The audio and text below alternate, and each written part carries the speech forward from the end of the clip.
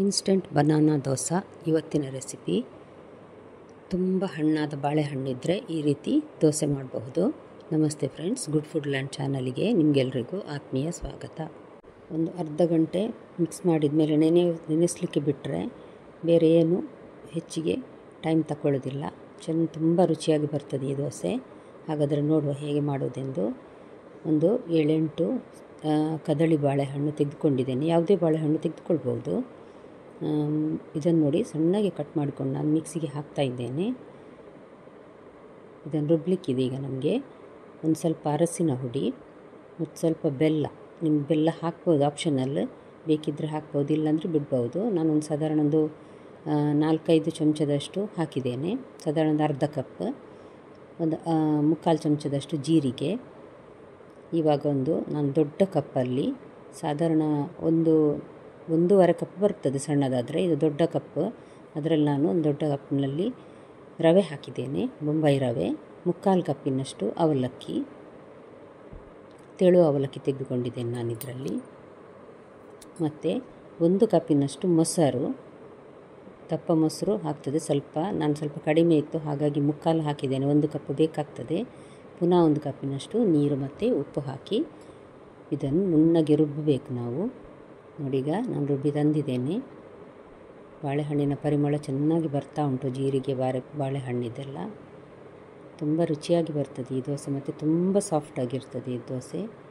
ತಕ್ಷಣ ಮಾಡ್ಬೋದು. ಸ್ವಲ್ಪ ರವೆ ನೆನೆಯಲಿಕ್ಕೆ ಸ್ವಲ್ಪ ಹೊತ್ತು ಬಿಟ್ಟರೆ ಬೇರೆ ಯಾವುದೇ ಕೆಲಸ ಇಲ್ಲ ಇದರಲ್ಲಿ ಹೆಚ್ಚಾಗಿ. ಈ ರೀತಿ ಚೆನ್ನಾಗಿ ಮಿಕ್ಸ್ ಮಾಡುವ ನಾವು ಇದನ್ನೊಮ್ಮೆ.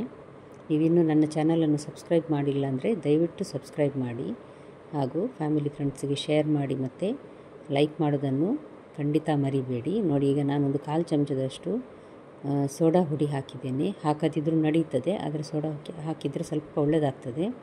ಇದನ್ನು ಚೆನ್ನಾಗಿ ಮಿಕ್ಸ್ ಮಾಡಿ ಒಂದು ಅರ್ಧ ಗಂಟೆ ಇಡುವ. ಸಮಯ ಇತ್ತು ಅನಿಸಿದರೆ ಒಂದು 3/4 ಗಂಟೆ ಆದರೂ ಇಡ್ಬೋದು. ನಾನೊಂದು ಅರ್ಧ ಗಂಟೆ ಇಡ್ತಾ ಇದ್ದೇನೆ. ನೋಡಿ, ಈಗ ಅರ್ಧ ಗಂಟೆ ನಂತರ ನಾನೀಗ ದೋಸೆ ಮಾಡ್ತಾ ಇದ್ದೇನೆ.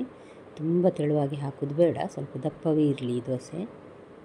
ತುಂಬ ಸಾಫ್ಟಾಗಿ ಬರ್ತದೆ, ಹಾಗಾಗಿ ತೆಗೀಲಿಕ್ಕೆ ತೆಳುವಾದರೆ ಸ್ವಲ್ಪ ಕಷ್ಟ ಆಗ್ತದೆ. ತುಂಬ ಹೊತ್ತು ಬೇಯಿಸಿ ಸ್ವಲ್ಪ ಕ್ರಿಸ್ಪ್ ಮಾಡಬೇಕಾಗ್ತದೆ. ಬೆಲ್ಲ ಹಾಕಿರೋದ್ರಿಂದ ತಳ ಸ್ವಲ್ಪ ಬಣ್ಣ ಡಾರ್ಕಾಗಿ ಬರ್ತದೆ ಇದರದ್ದು.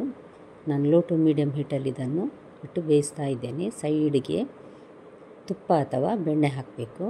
ನೋಡಿ ಎಷ್ಟು ಚೆನ್ನಾಗಿ ಗುಳಿ ಗುಳಿಯಾಗಿ ಬಂದಿದೆ. ಇದನ್ನು ತಿರುಗಿ ಹಾಕಿ ಸಹ ಬೇಯಿಸ್ಬೋದು, ಹಾಕದೆ ಸಹ ತಿನ್ಬೋದು.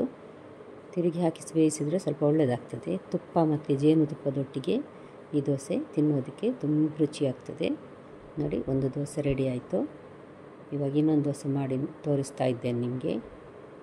ಖಂಡಿತ ಇದು ನಿಮ್ಗೆ ಇಷ್ಟ ಆಗ್ತದೆ ಫ್ರೆಂಡ್ಸ್. ದಯವಿಟ್ಟು ಲೈಕ್ ಬಟನನ್ನು ಪ್ರೆಸ್ ಮಾಡಿ. ನೋಡಿ, ತುಂಬ ತೆಳು ಹಾಕಲಿಲ್ಲ ನಾನು. ಸ್ವಲ್ಪ ಸೋಡಾ ಹುಡಿ ಸಹ ಹಾಕಿದ್ದೇವೆ, ಹಾಗಾಗಿ ರುಚಿ ಮತ್ತು ಚೆನ್ನಾಗಿ ಉಬ್ಬಿ ಸಹ ಬರ್ತಾಯಿದೆ. ಬಾಳೆಹಣ್ಣು ಮಾಡಿದ ವಸ್ತನ್ನು ಸ್ವಲ್ಪ ಹೊತ್ತಾದರೂ ನಾವು ಅದನ್ನು ನೆನೆಯಲಿಕ್ಕೆ ಬಿಡಬೇಕು. ಆವಾಗ ಒಳ್ಳೆಯದಾಗಿ ದೋಸೆ ಅಥವಾ ಬನ್ಸ್ ಏನಾದರೂ ಯಾವುದಾದ್ರೂ ಸರಿ ಇನ್ಸ್ಟೆಂಟ್ ಮಾಡೋದಾದರೆ ಒಂದು ಗಂಟೆ ಇಟ್ಟರೆ ಒಳ್ಳೆಯದಾಗ್ತದೆ ಅದು. ನೋಡಿ ಎಷ್ಟು ಚೆನ್ನಾಗಿ ದೋಸೆಯಲ್ಲಿ ಬಂದಿದೆ ನೋಡಿ, ತುಂಬ ಸಾಫ್ಟ್. ಹಾಗಾದರೆ ನಿಮಗಿದು ಇವತ್ತಿನ ವಿಡಿಯೋ ಇಷ್ಟ ಆಯಿತು ಅಂತ ತಿಳ್ಕೊಳ್ತೇನೆ. ದಯವಿಟ್ಟು ಸಬ್ಸ್ಕ್ರೈಬ್ ಮಾಡಿ, ಫ್ಯಾಮಿಲಿ ಫ್ರೆಂಡ್ಸಿಗೆ ಶೇರ್ ಮಾಡಿ. ನಾಳೆ ಇನ್ನೊಂದು ಹೊಸ ಅಡುಗೆಯೊಂದಿಗೆ ನಿಮ್ಮನ್ನು ಮತ್ತೆ ಭೇಟಿ ಆಗ್ತೇನೆ. ನೋಡಿದ ಎಲ್ಲ ವೀಕ್ಷಕರಿಗೆ ಧನ್ಯವಾದ.